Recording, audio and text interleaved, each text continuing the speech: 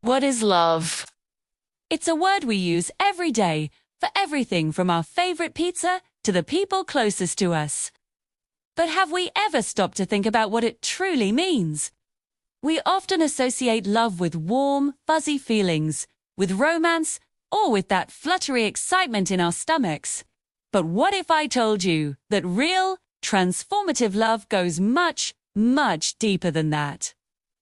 Today, we're going to explore a type of love that is so profound, too.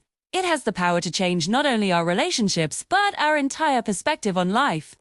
The ancient Greeks had several words for love, but the one we're focusing on is agape. Agape isn't just an emotion. It's a self-sacrificing, action-oriented, and unconditional commitment. It's a decision. It's about actively seeking the well-being of others, without expecting anything in return. It's the kind of love that extends even to one's enemies. This might sound like a radical idea, right? Loving your enemies. But this is the very essence of agape. It's a love that doesn't depend on whether someone is likable or deserving. It's a love that chooses to see value in every single person. The Bible describes this kind of love as the ultimate standard, the love that God demonstrates towards humanity.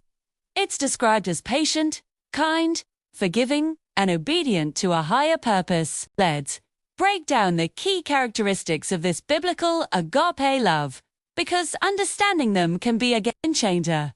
First, agape love is action-oriented. It's not just about saying I love you. It's about showing it. As the saying goes, actions speak louder than words. Think about it. Anyone can say they care, but true love is demonstrated through what we do. It's the friend who shows up with a hot meal when you're sick. It's the parent who works 2 jobs to provide for their family. It is the person who stops to help a stranger change a flat tire on the side of the road. Love is a verb. It's something you do.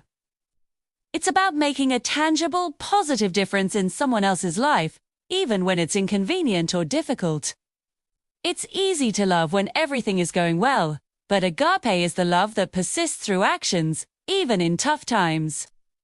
Second, this love is selfless and sacrificial. This is probably the hardest part to wrap our heads around. Our culture often tells us to look out for number one, to put ourselves first. But agape turns that idea on its head. It's about seeking the good of others, sometimes even above our own. It's about a willingness to make sacrifices for their benefit. The ultimate example of this is Jesus' love for humanity, a love that led to the ultimate sacrifice. We see smaller reflections of this every day. A mother sacrificing sleep for her newborn baby. A soldier sacrificing safety for their country. A teacher sacrificing their personal time to help a struggling student. This sacrificial nature doesn't mean we should neglect our own needs entirely. It means that our motivation shifts from what's in it for me to how can I help them flourish. It's a powerful shift that builds deep, meaningful connections. Third, agape love is patient and kind. This sounds simple, but think about how often we fail at this. How quickly do we get irritated in traffic? How easily do we hold a grudge when someone offends us? The Bible says love is not irritable or resentful. It's not proud or boastful. Instead, it is patient and kind. Patience means bearing with people's flaws and shortcomings. It's giving them space to grow and make mistakes without jumping down their throat. Kindness is the active expression of that patience. It's a gentle word, a helping hand, a compassionate ear. It's choosing to respond with grace instead of anger.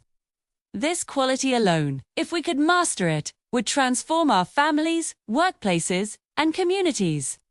It's about giving people the same grace we hope to receive. Fourth, this kind of love is forgiving. This is another huge one. Description says, love bears all things, believes all things, hopes all things, endures all things. It also says that love does not keep a record of wrongs. Wow! How many of us have a mental file cabinet where we store every little hurt and offense someone has committed against us? We pull out those files during an argument to use as ammunition. But agape love chooses to forgive. It chooses to let go. 2. This doesn't mean we pretend the hurt never happened or that we allow people to continue harming us. Forgiveness is about releasing ourselves from the poison of bitterness and resentment. It's a decision to not let the past control our present. It's about believing in the possibility of change and restoration, hoping for the best in others, and enduring through the difficult process of healing. It's a choice to clear the slate and offer a fresh start. And finally, for those who follow a spiritual path, agape love is obedient. Loving God isn't just a feeling of warmth during a worship service. The Bible is clear that if you love God, you will obey His commands. And what is His primary command? To love Him, and to love your neighbor as yourself. The two are intertwined. You can't do one without the other. This obedience isn't a mindless, restrictive duty. It's the natural response of a heart that has truly experienced and understood agape love. When you realize how much you are loved unconditionally, your natural desire is to live in a way that honors that love.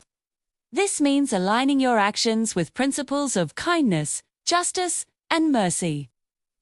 So, when we talk about loving our neighbor, what does that look like in practice?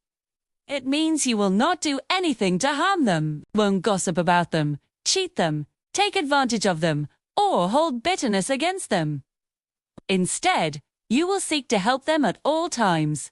You will look for opportunities to support them, encourage them, and contribute to their well-being. It's about being a source of light and help in their lives, not a source of pain. Imagine a world where we all tried to live by this principle, a world where our first instinct was to help, not to judge. Where our default setting was patience, not irritation. Where we were quick to forgive and slow to anger. That's the world that agape love makes possible. This isn't easy. In fact, it's the hardest thing we could ever try to do.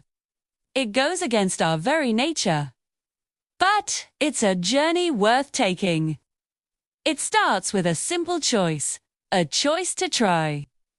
To be a little more patient today than you were yesterday. To perform one small act of kindness without expecting anything back. To forgive one small offense you've been holding on to. Love is more than a feeling. It's a commitment, a practice, a way of life. It's the most powerful force in the universe, capable of healing the deepest wounds and building the strongest bridges. It's a journey of 1,000 steps, and it begins with one. So let's take that step together. Thanks so much for watching. This message resonated with you? Please hit that like button and subscribe for more content that explores life's biggest questions. Drop a comment below and share one way you plan to put agape love into action this week. I'd love to read your thoughts. See you in the next video.